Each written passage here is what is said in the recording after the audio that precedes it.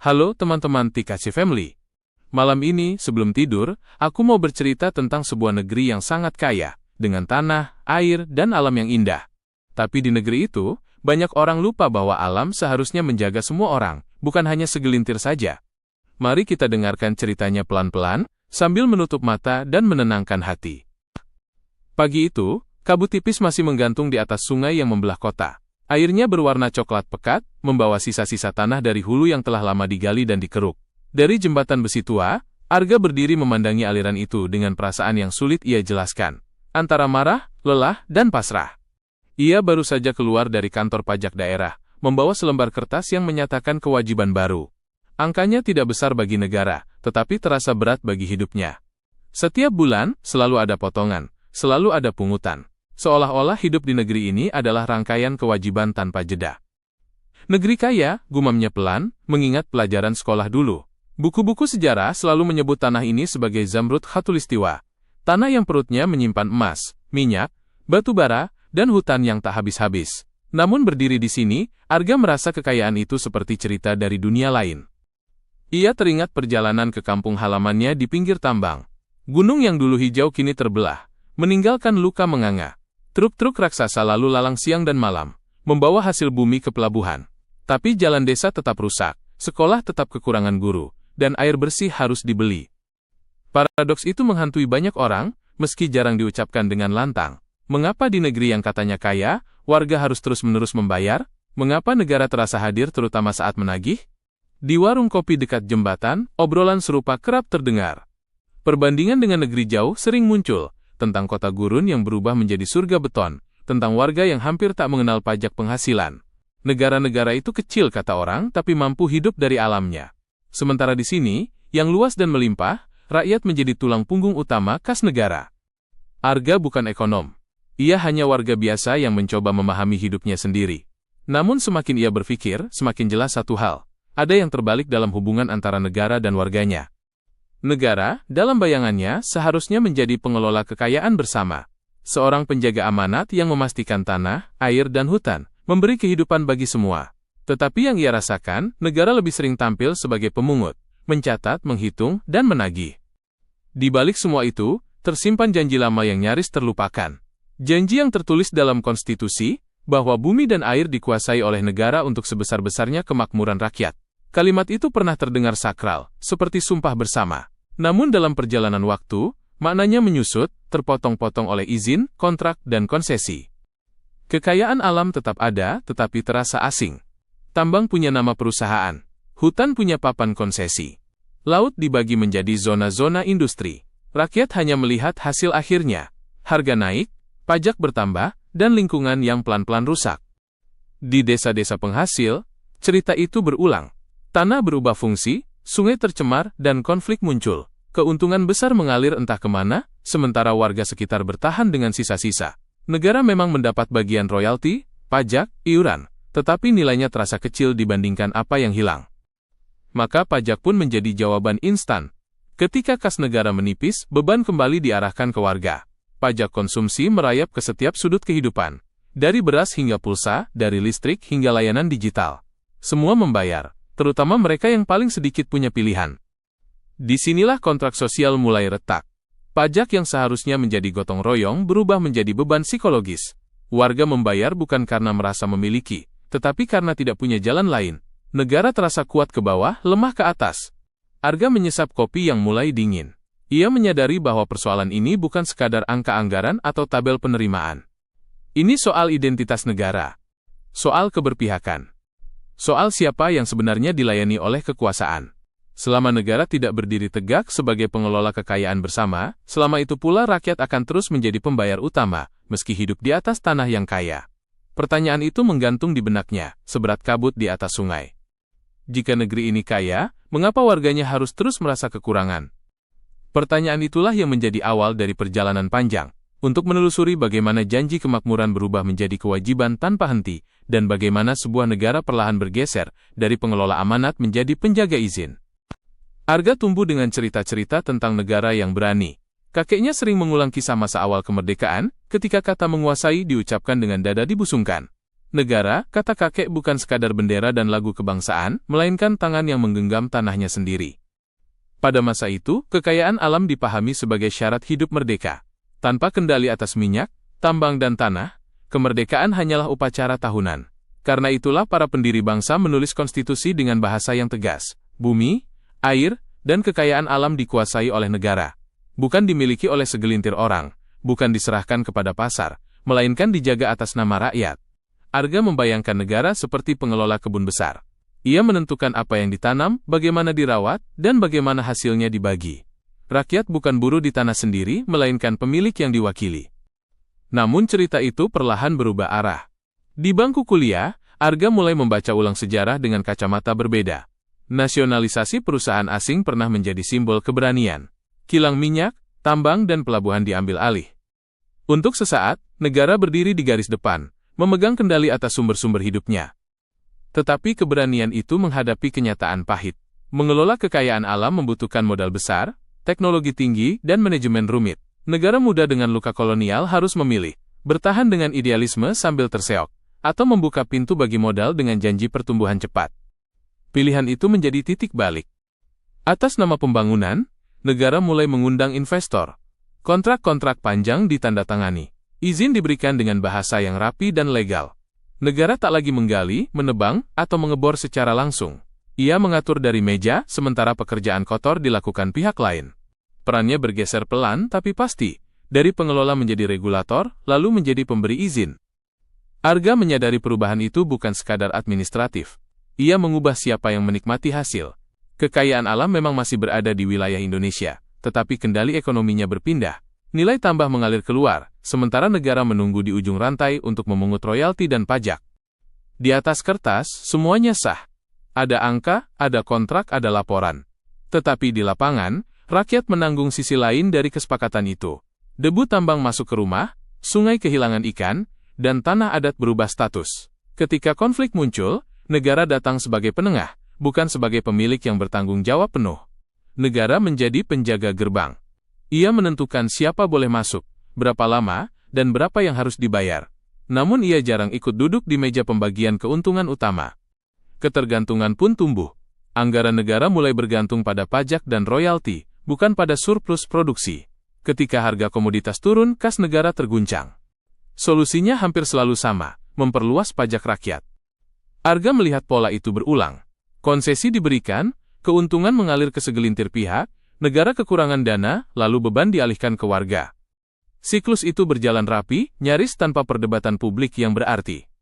Dalam sistem seperti ini, konsesi jarang jatuh ke tangan banyak orang. Ia terkonsentrasi pada mereka yang memiliki akses, pada kekuasaan, pada modal, pada jaringan. Disitulah oligarki tumbuh, halus dan nyaris tak terlihat.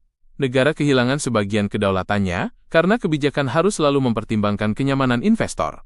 Pasal konstitusi tetap dibacakan, tetapi daya paksanya memudar. Bagi rakyat, perubahan itu menciptakan jarak. Tambang bukan lagi bagian dari kampung, hutan bukan lagi ruang hidup, laut bukan lagi sumber nafkah. Semua memiliki papan nama dan masa berlaku izin. Rakyat berdiri di luar pagar, merasakan dampak tanpa menikmati manfaat. Arga pulang ke desa suatu sore dan menyadari satu hal yang menyakitkan. Tanah yang dahulu dianggap milik bersama kini terasa asing. Ia seperti tamu di negeri sendiri. Arga mulai merasakan negara paling nyata bukan ketika ia membutuhkan perlindungan, melainkan ketika kewajiban datang bertubi-tubi. Setiap transaksi meninggalkan jejak pungutan. Setiap bulan ada potongan yang tak bisa ditawar. Pajak hadir seperti denyut nadi yang tak terlihat, tetapi selalu terasa. Ia mencoba memahami logikanya. Negara membutuhkan kepastian. Anggaran harus stabil, belanja harus berjalan, dan janji pembangunan harus dipenuhi. Pajak memberi semua itu, rutin, terukur, dan bisa dipaksa. Berbeda dengan kekayaan alam yang bergantung pada harga dunia, cuaca politik dan kontrak panjang yang tak mudah diubah. Maka negara memilih yang paling aman. Namun pilihan itu memiliki harga. Ketika sumber daya alam tidak lagi menjadi tulang punggung, pajak mengambil alih peran yang seharusnya dimainkan oleh kekayaan bersama. Bukan sebagai pelengkap, melainkan sebagai pengganti. Negara hidup dari kantong warganya, bukan dari tanah yang dipijaknya. Arga teringat dosennya yang pernah berkata, pajak adalah kontrak sosial. Rakyat membayar, negara menjamin kesejahteraan. Tapi kontrak itu terasa timpang ketika rakyat membayar dari keterbatasan, sementara kekayaan besar di sekeliling mereka mengalir menjauh. Di pasar, pajak tidak bernama pajak. Ia bersembunyi di harga beras, minyak goreng, listrik, dan pulsa. Semua membayar, terutama mereka yang penghasilannya habis untuk bertahan hidup. Pajak konsumsi tidak menanyakan kemampuan. Ia hanya memastikan semua berkontribusi, tanpa memandang seberapa berat bebannya. Sementara itu, sektor-sektor besar yang mengeruk nilai dari tanah dan laut seringkali membayar dengan cara yang jauh lebih ringan. Insentif, keringanan, dan kontrak lama melindungi mereka dari guncangan.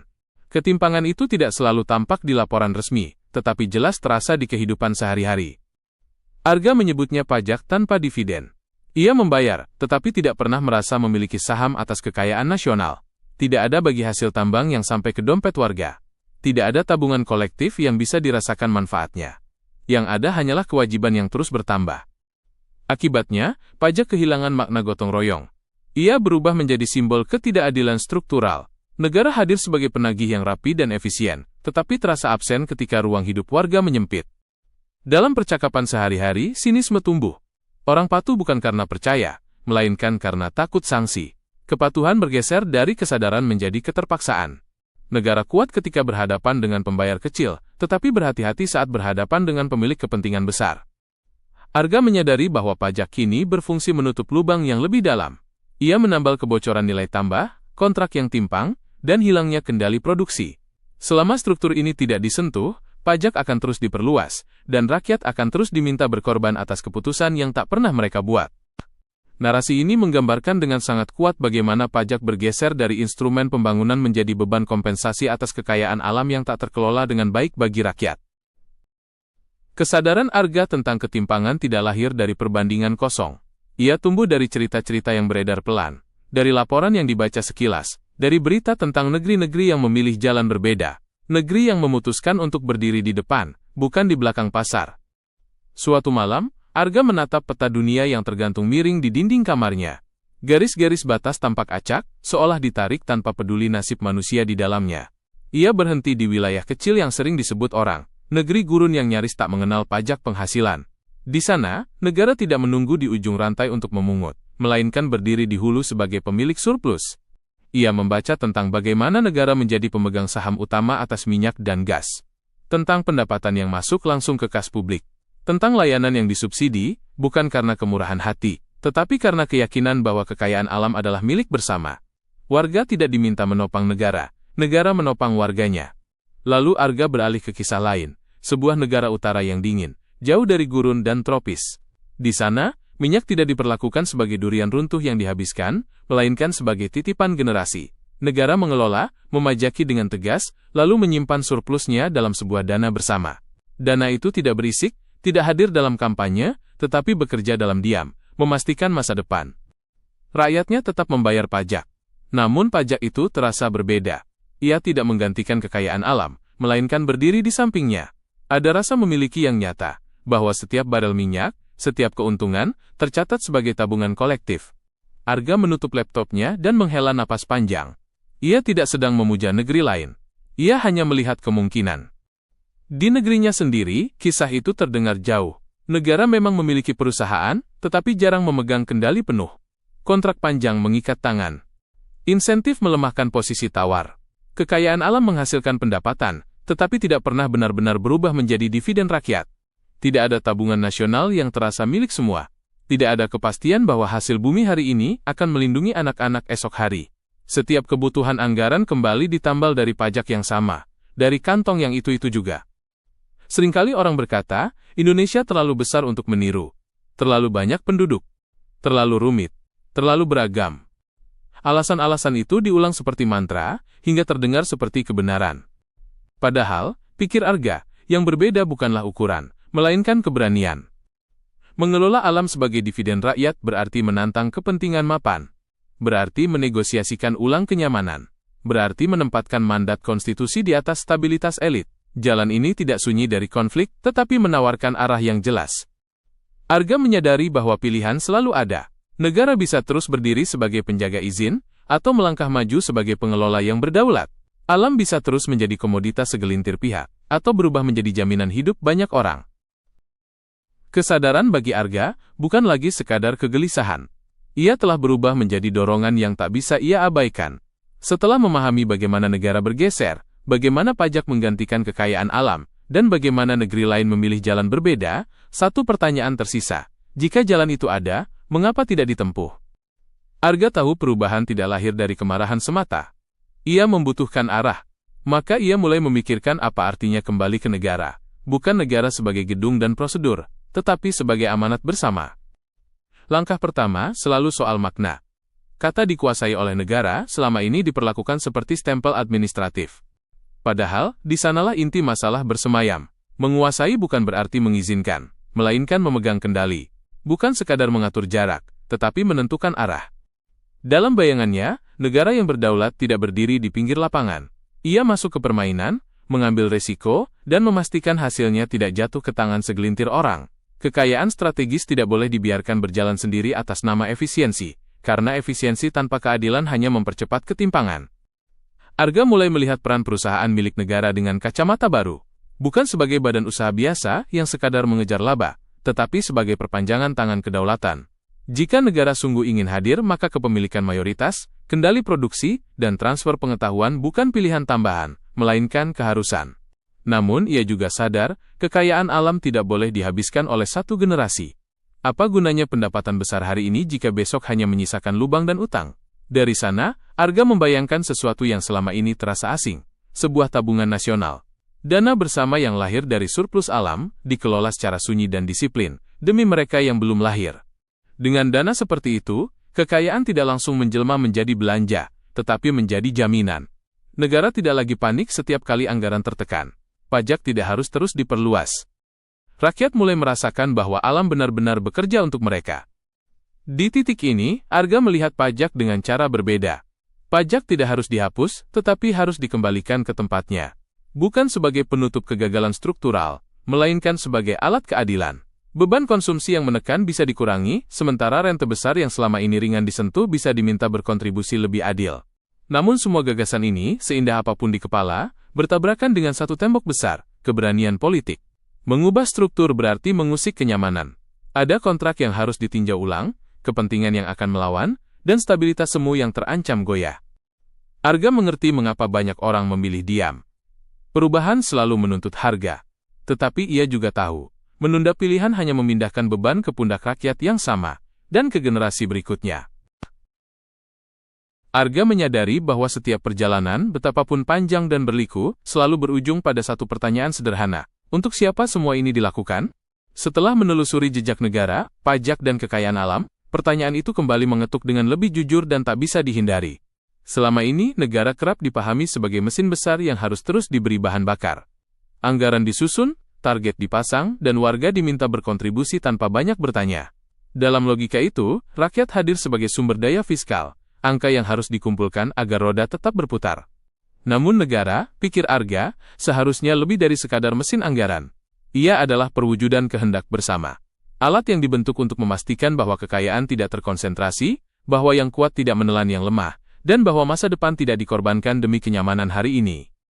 Ketika negara gagal menjalankan peran itu, pajak kehilangan ruhnya. Ia tidak lagi terasa sebagai solidaritas, melainkan sebagai kewajiban kosong. Rakyat membayar bukan karena percaya, tetapi karena tak ada pilihan. Di titik inilah kemakmuran mulai salah arah. Selama bertahun-tahun, kemakmuran diukur dengan angka-angka yang terus diumumkan, pertumbuhan, investasi, peringkat. Tetapi di balik grafik yang menanjak, banyak warga merasa hidup semakin sempit. Harga naik lebih cepat dari penghasilan. Ruang hidup menyusut. Harapan dipangkas pelan-pelan. Kemakmuran yang sejati, bagi Arga, bukanlah akumulasi, melainkan rasa keadilan. Ia hadir ketika rakyat merasa memiliki bagian yang adil dari tanahnya sendiri. Ketika hasil alam tidak hanya tercatat di laporan, tetapi terasa dalam kehidupan sehari-hari. Jika rakyat adalah pemilik sah kekayaan nasional, maka mereka berhak mengetahui kemana hasilnya pergi. Mereka berhak merasakan manfaatnya, dan mereka berhak dilindungi dari dampak buruk yang ditinggalkannya. Hak-hak ini bukan hadiah negara, melainkan amanat konstitusi.